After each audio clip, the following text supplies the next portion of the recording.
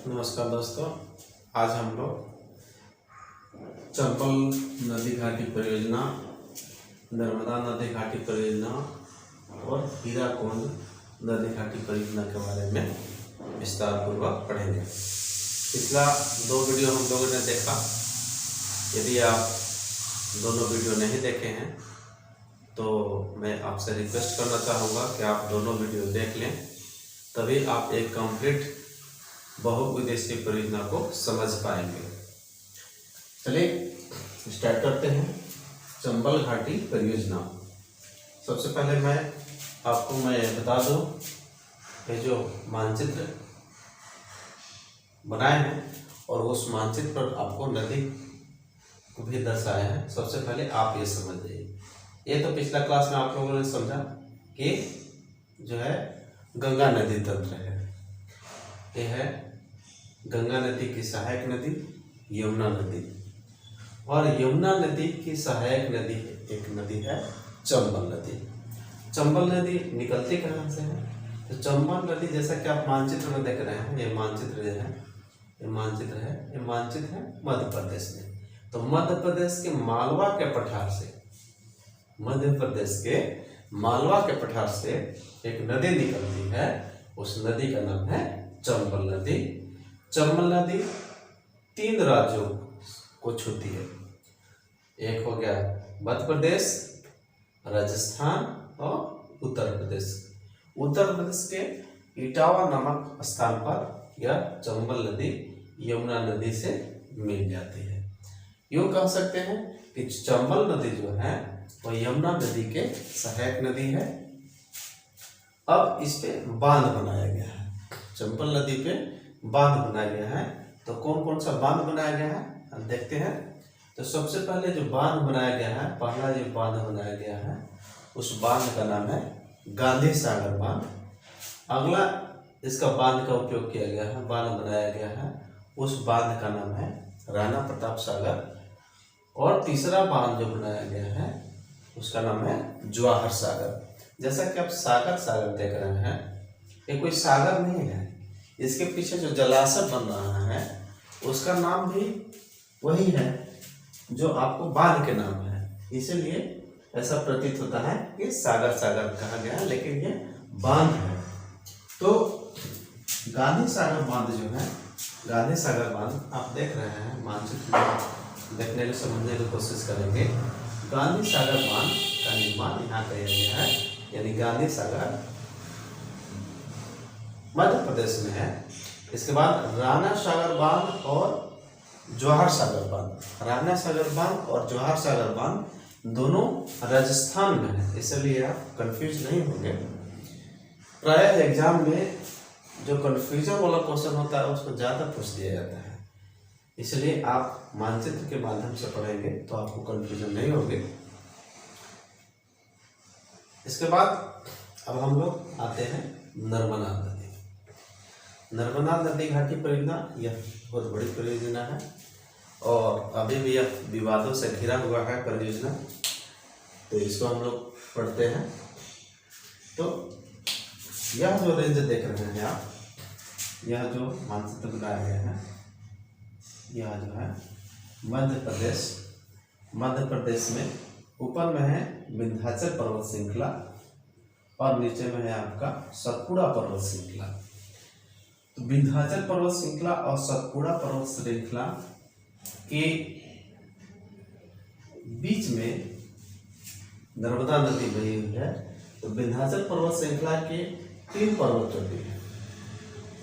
3 पर्वत है, राजपीपला, महादेव और मैकाल पर्वत श्रृंखला है। और मैकाल पर्वत श्रृंखला के ऊपर ही एक है अमरकंटक चोटी।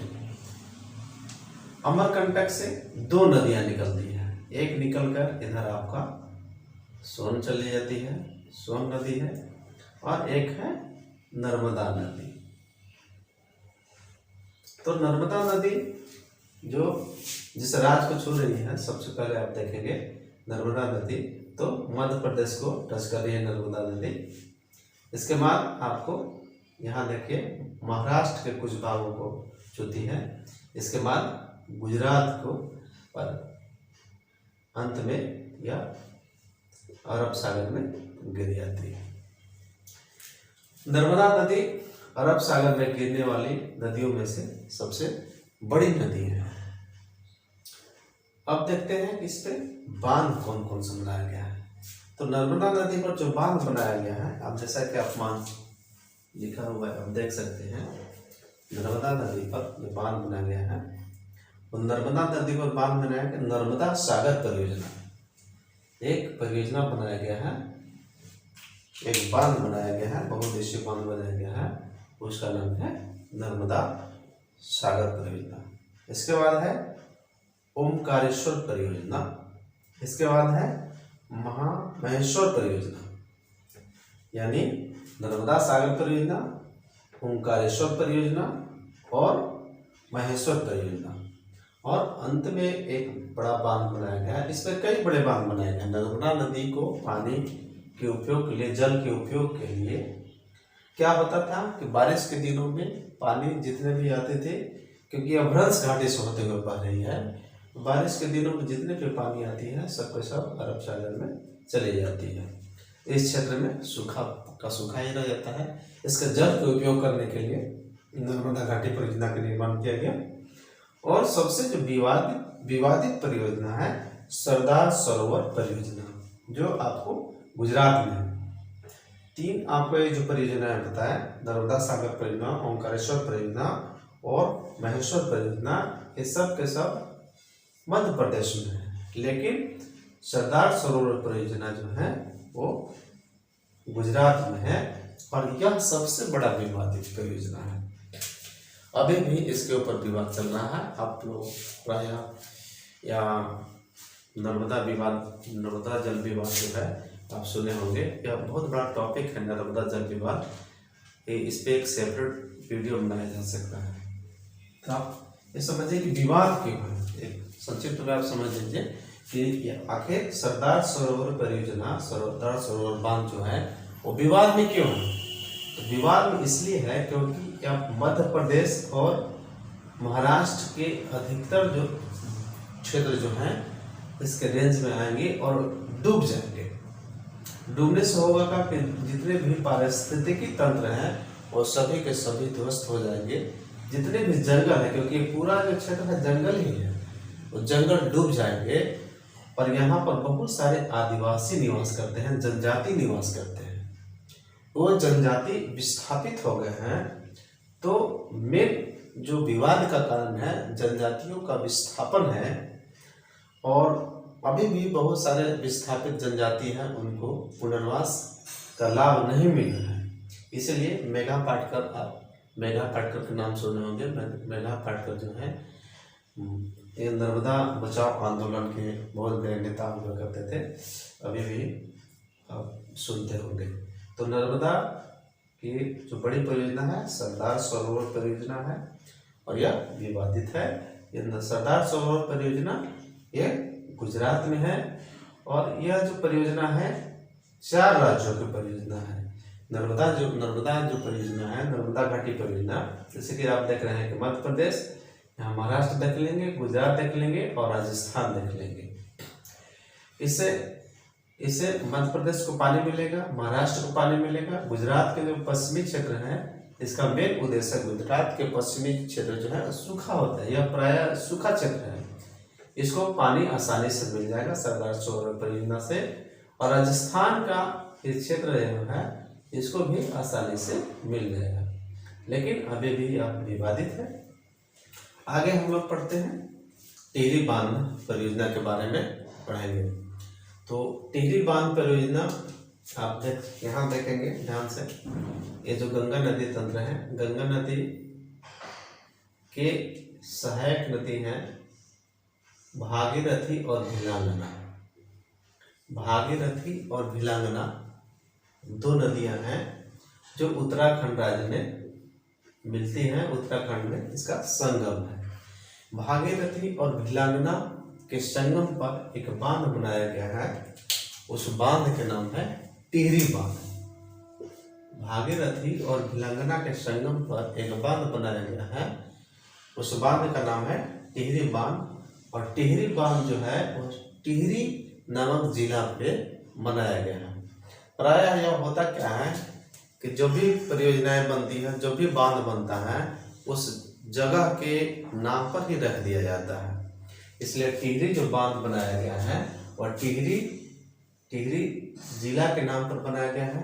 यहाँ पहले बहुत बड़ा शहर हुआ करता था, लेकिन उस पूरे शहर को ही विस्थापित कर दिया गया और उसके बगल में ही एक नई टिहरी नामक जगह बसा दिया गया है। क्योंकि जितने वहाँ शहर था वो पूरा का पूरा शहर जलमग्न हो गया। टिहरी जो बांध बना हुआ है, ये जो आप देख रहे हैं, ये जो हिमालय रेंज में है, जितने भी रेंज है ये सभी के सभी हिमालय रेंज में है।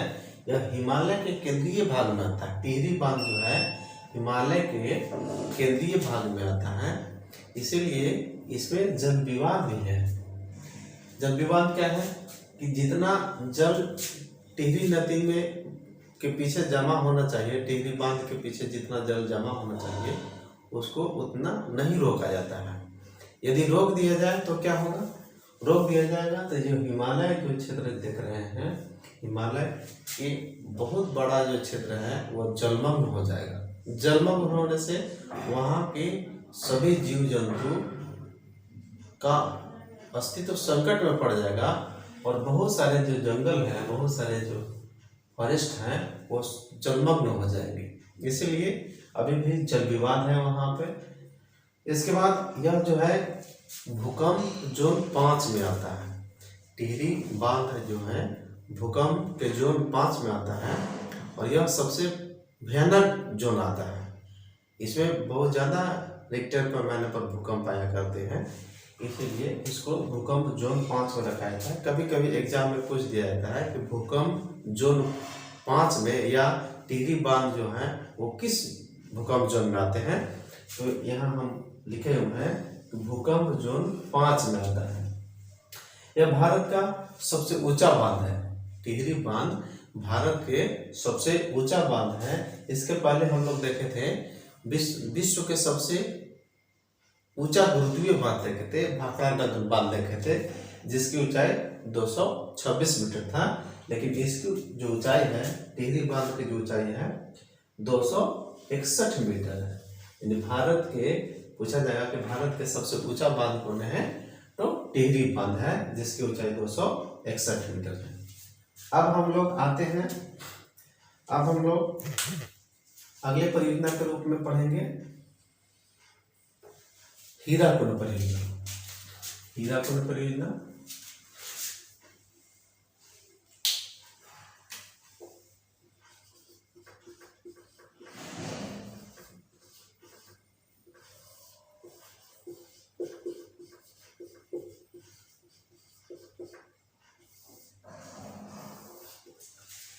हीराकुंड पहले देखेंगे। हीराकुंड जो परियोजना है ये क्या है? हीराकुंड परियोजना जो है ये महानदी पर बना हुआ है। एक नदी बह रही है, देखिए आप यहाँ ध्यान से देखेंगे। यह जो एरिया आता है छत्तीसगढ़ का एरिया है।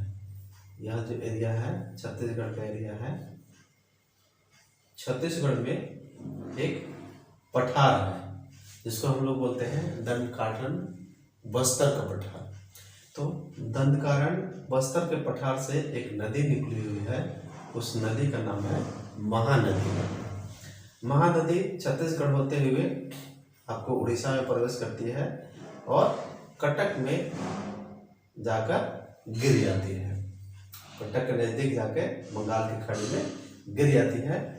इसकी महानदी की 2 सहायक नदियां हैं, ओक नदी और तेल नदी, जो उड़ीसा से निकलती है और उड़ीसा में मिल जाती है महानदी में। अब इस पे एक बांध बनाया गया है। इस बांध का नाम है हीराकुंड बांध। कुंड का अर्थ होता है जलाशय। तो हीराकुंड बांध भारत के सबसे लंबा बांध है, जिसकी लंबाई 4801 मीटर है। जैसा कि और भी आपने देखा कि विश्व के सबसे बड़ा पृथ्वी बांध, भारत के सबसे बड़ा ऊंचा बांध, लेकिन यह जो है लंबा बांध है। हीराकुंड बांध लंबा बांध है। इस तरह से आपने देखा 3 वीडियो के माध्यम से कि बहुउद्देशीय परियोजनाएं क्या हैं, क्या लाभ है, कौन कौन से बहुउद्देशीय परियोजनाएं भारत के महत्वपूर्ण हैं। मुझे विश्वास है कि आप यदि तीनों वीडियो जाकर देखेंगे तो बहुत उद्देशीय परियोजना को आप अच्छी तरह से समझ पाएंगे। यह जो परियोजना है सभी प्रतियोगी परीक्षाएं में पूछे जाते हैं, इसलिए आप एक बार वीडियो को ज़रूर देखें। और यदि आपको वीडियो के PDF चाहिए तो आप मुझे कमेंट में लिखकर बताएं, मैं आपको वीडियो भेज दूंगा। धन्यवाद।